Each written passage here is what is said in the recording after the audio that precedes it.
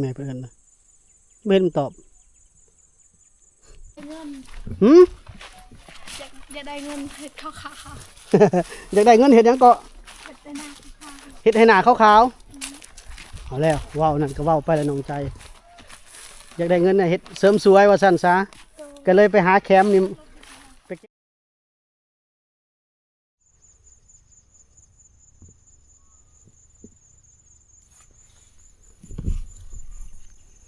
พี่น้องย่างขึ้นภูไปสอกหาน้องใจมาหาดอกแคมมาเก็บดอกแคมอยู่ภูอยู่เขาอยู่ป่ามาโดนเติบแล้วจนหอบเขาว่าป่าเรามาหาอยู่ภูนี่แหละเด้อนี่ภูเขาพี่น้องต้นนี้ต้นแรงนะไปหาแล้วก่อน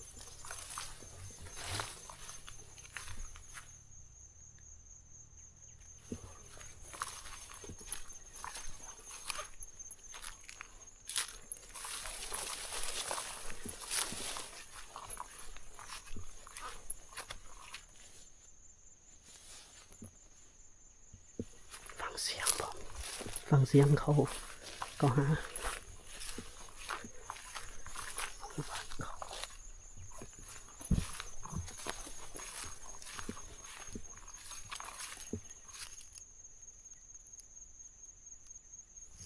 บริเสียงเขาลมกันมากับแม่เพิ่น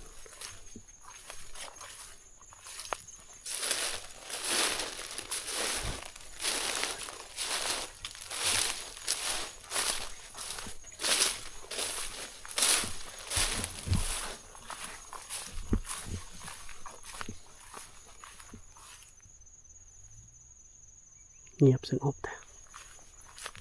เสียงอยู่แถวๆนี้เป็นห้องเสียงแถวๆนะจากแม่นหรือบ่จากแม่นหรือบ่น้องใจคิดว่าน่าจะแม่นมากับแม่เพิ่นป่าเพิ่นนี่เสียงตัดเดี๋ยวจะคอยกับเบิ่ง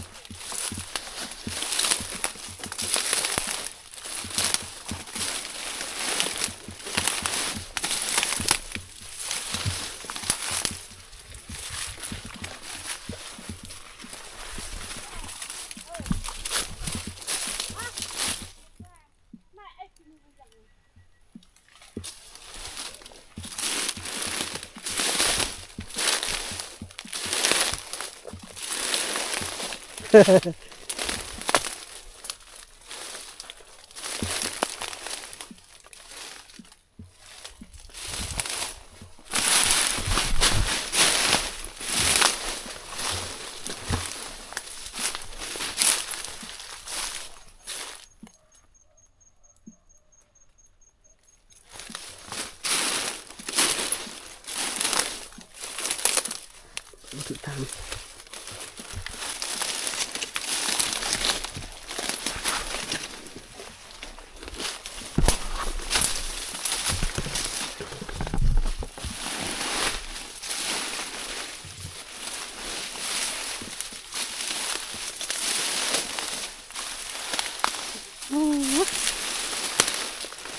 เดี๋ยวสิได้แคมเนาะอยู่ใส่ใจนะนี่แม่เพิ่น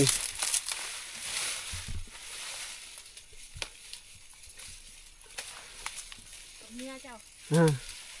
มัดมือเราบ่เอาอยู่นี่มัดมือเอาอยู่นี่ทำนี่จะเศร้าเลยเนาะเมาเลยเนาะ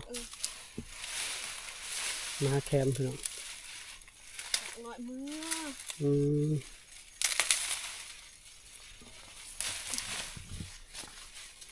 ให้เก่าเขาได้เนาะ เพื่อจะได้แคมขายเนาะ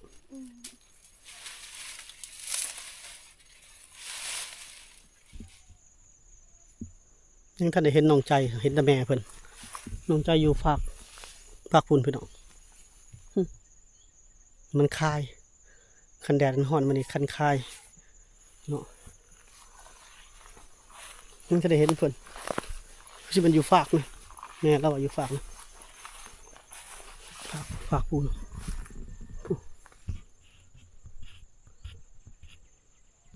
พุ่นเท่านั้นแหละจังเลยเห็นน้องเพิ่นแบกออกมาก็ห่อนขนาดพี่น้องดนเราบ่ได้ขึ้นภูขึ้นเขาไปเนี่ยห่อนอบเอาขนาดหิวน้ำไหมเด้ไม่ได้ซื้อน้ำมากินเดี๋ยวรอเพิ่นก่อนรอน้องใจขามมาฟังนี่ก่อนแม่เพิ่นนะไม่เห็นตอบ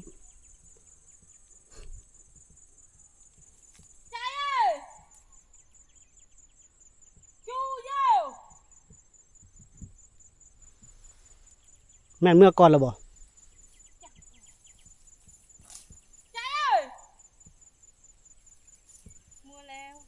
ยันแม่นเดี๋ยวมาหอดพี่เลยพี่น้องมาพี่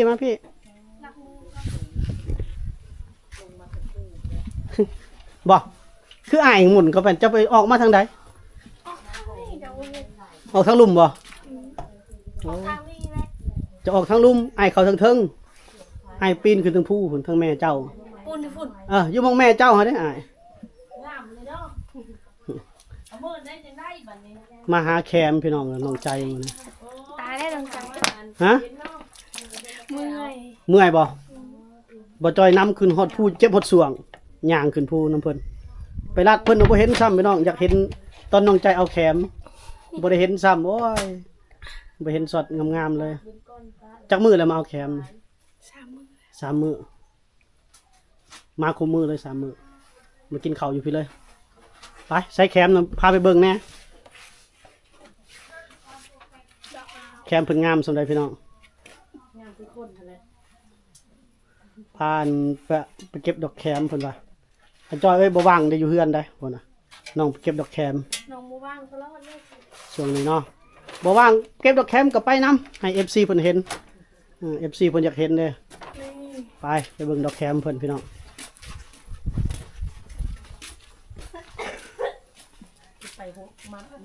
ใส่มัดได้ของเจ้ามัดได้นี่มัดคอยบ่จักก็เลยนี่งามเด้พี่น้องเอ้ยงามได้ดอกแคมเนาะปอตัวสูงยาว6 มัดมื้อนี้ได้6 มัดเฮ็ดได้เมื่อนี่นะเอาเมื่อบ่ใส่รถจักรเมื่อพอเอามาโอ้บ่แล้วพอมาหับเอาเนาะมาหาดอกแคมเอาดอกแคม3 มื้อเรียนติดเลยนี่ดอกแคมอยู่ตะพูพุ่นล่ะพี่น้องโตบ่จอยขึ้นไปพุ่นล่ะขึ้นไปแล้วเห็นกันบ่เห็นกันว่าอยากเห็นตอนน้องใจเพิ่นจีกแคมนะบ่ทันได้เห็นซ้ำบ่เป็นหยังพี่น้องงวดหน้าอีกสิเมื่อแล้วบ่นี่ดอกแคมปาไว้นี่เนาะดอกแคมนี่ปาไว้นี่แล้วผู้มาเอาแม่นพอใส่รถจักรมาแกเอาได้หลายอันนี้เนาะอันนั้นเป็นไห้เก่าบ่แม่นบ่ไห้เก่าบ่มือเช้าเอาฝั่งนั้นมื้อนี้เอาทางนี้มาฟันเอาเด้อพี่น้องฟันจีกพร้อมนะจีกเอาจะเห็นบ่แม่เขาเห็นล่ะท่านเห็นแม่แหละแม่เจ้าเอิ้นเจ้าอยู่ฝั่งนั้นอ้ายคิดว่าเจ้าต้องออกมาทางนี้บ่จักว่าเจ้าออกมาทางลุ่มพี่แม่นบ่ม่วนเขาคนละทางนะว่าซั่นซะ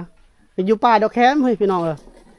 มันบ่แม่นนะเดินเนาะป่าดอกแคมคือขึ้นไปเมื่อกี้นี่แหละขึ้นไปดอกแคมนี่งามเด้เพิ่นบ้องเพิ่นนี่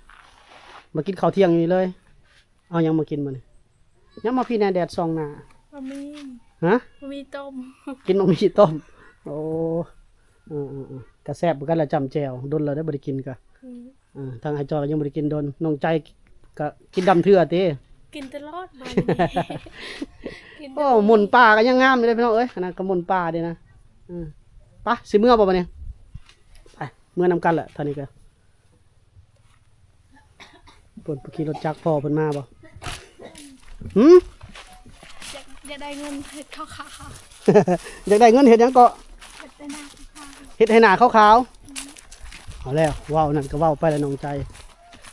อยากได้เงินน่ะเฮ็ดเสริมสวยว่าซั่นซะก็เลยไปหาแคมนี่ไปเก็บดอกแคมมาขายเนาะแม่นบ่พี่หน้ามาเด้อเว้านำกันบ่เป็นหยังอย่าไปในแดดซองหน้าอยากได้เงินซื้อเครื่องเสริมสวย โดย ก็เลยไปหมุนป่าเก็บดอกแคม 3 มือเลย 3 มื้อแล้ว เฮ็ดหน้าในประมาณ10 มือ เฮ็ดนาแล้วดำนาเนาะ 10 มือเลย ดำนานะโอ้ดำนา10 มื้อแล้วดำนาแล้วมาเก็บดอกแคมต่อโอ้ จน สูง เฮาทางให้ จะไหนทางให้อีกตายบัดนี้ไหวอยู่บ่ทางให้นะ พี่กายน้องทางพี่กาย ปีนี้คือเก่าแล้วเนาะโอ้ทางบ่ได้อีกบัดนี้ ทางบ้านนี้ มาทางอยู่บ้านนี่บ่โอ้แสดงว่าเริ่มมาช่วงเดือนนี้จะบ่ค่อยว่างแล้วนี่เนาะจะไปแต่เวียกแต่งานได้พี่น้องเอ้ยเพิ่นเริ่มเข้าสู่ฤดูกาลทางไห้เก็บดอกแคมแล้วก็ทางไห้ต่อทางไห้จุดไห้ฮือไห้ได้พี่น้องเอ้ยมันเด้มันลกขายแล้ว ลกแล้ว โอเคเลย มันอ้ายมันหาบ่มี บ่มีซ้ำลกมันอายพี่น้องใช่รถจะเอา ดูว่า จูแล้วพุ่นน่ะเมื่อน้ำก้นแล้วแต่เฮากะ